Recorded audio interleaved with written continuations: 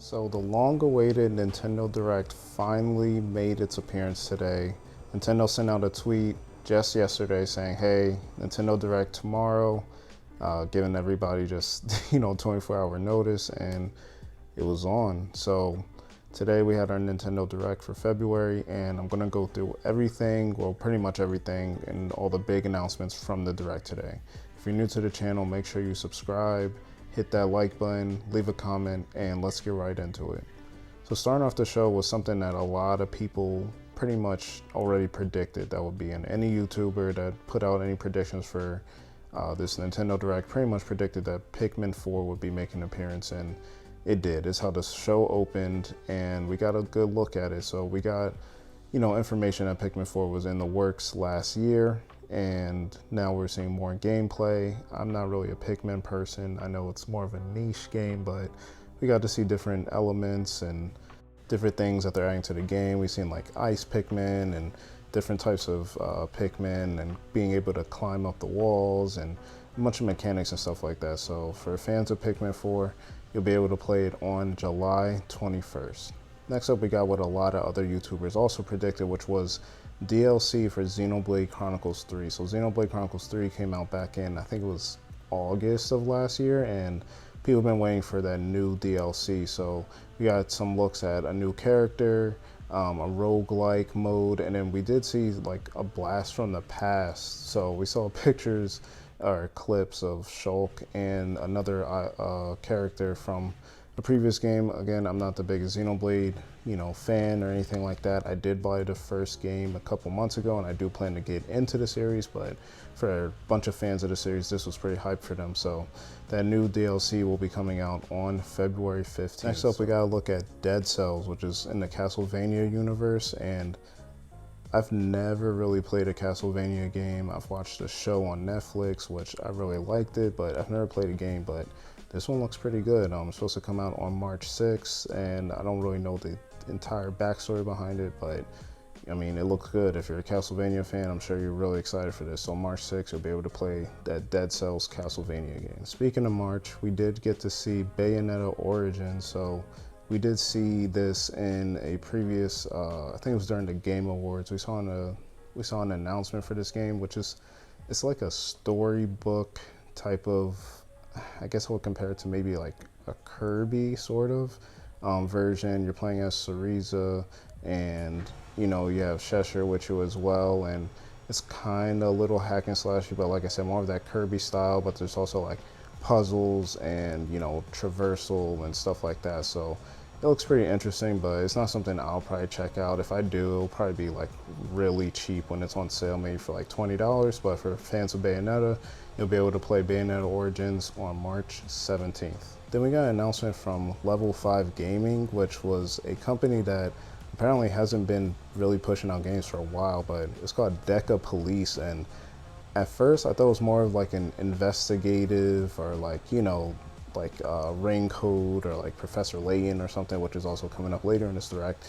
But yeah, it seems like there's the mystery elements to this game, but there's also some turn-based RPG, some super power-ups and things like that. And I mean, it just looked really interesting. The art style, I'm a sucker for anything that looks anything remotely like anime. So Deca Police, we didn't get an exact date, but it will be coming out this year, 2023. We gotta look at Splatoon 3 expansion pass with 2 new maps or new hub worlds. I wasn't really sure what's going on. I'm not a big Splatoon fan, but those will be coming out pretty soon. Then we gotta look at a Mickey Mouse game called Illusion Island, which is actually up for $40 right this instant. So it's coming out July 28th, and I kind of am interested in this game. So it looks like, I don't know if you've played Rayman Legends or any of the like classic Rayman platforming games, but you have Mickey, Minnie, also Donald. So I mean, it's nothing to super write home about, but it seems like a nice casual, change of pace game. But you'll be able to get it July 28th. Then we also got some new emblems announced for Fire Emblem Engage, which actually drops today. So if you want to download those, get some more characters, you can get that. We got the announcement that the demo for Octopath Traveller II will be coming out today, right after Direct. So there was a lot of demos, a lot of pre-orders opening today for most of these announcements, but the official Octopath Traveller 2 game will be coming out on February 24th. The first one I still haven't really gotten into. It's on Game Pass on Xbox, but due to the amount of time it takes to beat the game, I just haven't really gotten down to sit down and play it. It is, you know, that turn-based, you play through 8 different stories and then they eventually come together. So, you know, it's a huge time commitment, something better suited for the Switch. I am confused why Octopath Traveller 2 did not come out on the Xbox. It's coming out on everything else, even though the first one was on it and on Game Pass. But I mean, who knows what goes into, you know, Square Enix's mind with these decisions. But, you know, HD 2D, people love that style, so if you're looking forward to it, you'll be able to play it in a couple weeks. And speaking of old school RPGs, we got the announcement that the demo, you'll be able to play it today, and also the game will be coming out on August 28th, but that is Sea of Stars. So I've been hearing about this, and to be honest, guys, like I said before, like I'm not a huge like RPG fan per se, but I'm trying to get more into them, especially with them having this anime style or like that, you know, 16-bit SNES classic style. So, you know, I'm gonna download it, try out the demo, but you'll be able to get the full game on August 28th. And speaking of RPGs, we got a couple more coming out. So we got Eritrean Odyssey, the collection, classic collection, because with Eritrean Odyssey 1, 2, and 3 in a full HD remaster, that will be coming out on June 1st. And then the other game that most people predicted finally was Advance Wars. So that's coming on April 21st. A lot of people thought it was going to just shadow drop today, right during the direct, but Advance Wars is a game it's been ready to go for a while now, but because of, you know, the war in Russia and you know, with the Ukraine and everything, people thought like it was pretty in bad taste to really drop it. So, you know, good on Nintendo, but I guess they figured like at this point we're gonna have to drop it at some point. So you'll be able to get Advance Wars, you know, classic tactical game on April 21st. We also got the announcement that the demo for Kirby Return to Dreamland Deluxe will be dropping today, with the game coming out on February 24th. We gotta look at a post-game story mode, which you don't really see people announce like before a game comes out, but I guess to build more hype, to, you know, give you a reason to actually buy the game, especially if you had it before. They, you know, made that little announcement and gave a little look at that. Then we're getting near the end of the direct at this point, and Nintendo just started going crazy. So first they announced the Game Boy coming to NSO, which was great to see, but then they also announced that Game Boy Advance coming to NSO, which was, well, NSO expansion, which for a lot of people, you know, all the new systems after the NES and SNES have been part of the expansion. So the Genesis and 64 have been on the expansion, and I'm kind of annoyed because I literally just renewed my subscription, but I didn't add the expansion pass because I didn't really care to. But now that they're adding Game Boy and Game Boy Advance, it's like, all right, I could have not been cheap and just pay for it, but unfortunately it's not like PlayStation Plus or Xbox Game Pass Ultimate where you can just like pay the difference and upgrade. It's kind of like you just gotta pay the full price. So am I going to? I don't know. Some of these games I have on my Nintendo 3DS already, and I don't really play them. It would be nice to just have them on the Switch, just, you know, a bigger portable system, but we'll see. But that's gonna be coming out, I think today, actually, yeah. So you can actually get the Game Boy and Game Boy Advance right now if you have the expansion.